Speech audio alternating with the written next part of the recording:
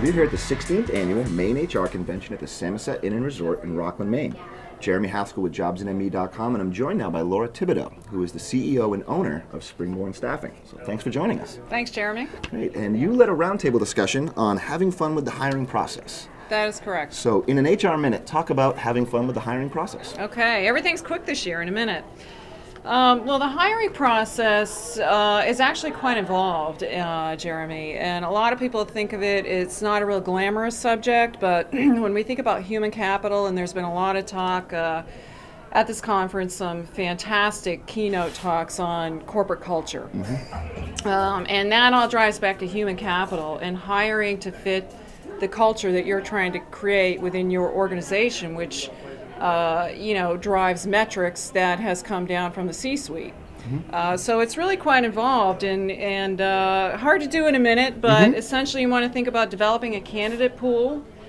We talked about that and what some of the strategies you can utilize to do that. Screening, phone screens, how that works, whether you should do them and what strategies to use. Interviewing, of course, behavioral interviewing techniques are really what's best. And again, Ann Rhodes, I believe, touched on that in the keynote, really talking about how past behavior drives future behavior. So we talked a little bit about that. Verification process, and also the myriad of legal considerations, from developing your applications and what can and cannot or should and should not be on the applications, whether to do background checks, credit checks, to interview questions. We have a list of what are some of the interview questions you should not ask and are not okay. So we're just very fortunate to have some of the leaders, not only legally but in developing corporate culture here speaking, and we encompass that and talked about all of those aspects in the roundtable.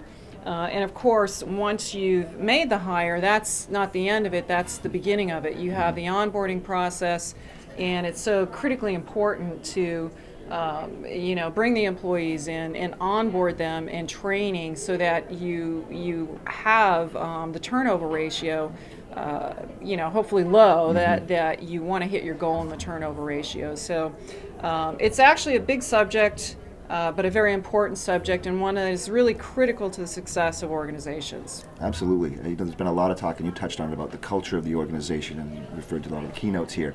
What do you think is the biggest challenge for hiring managers or recruiters to kind of communicate the idea of culture to candidates?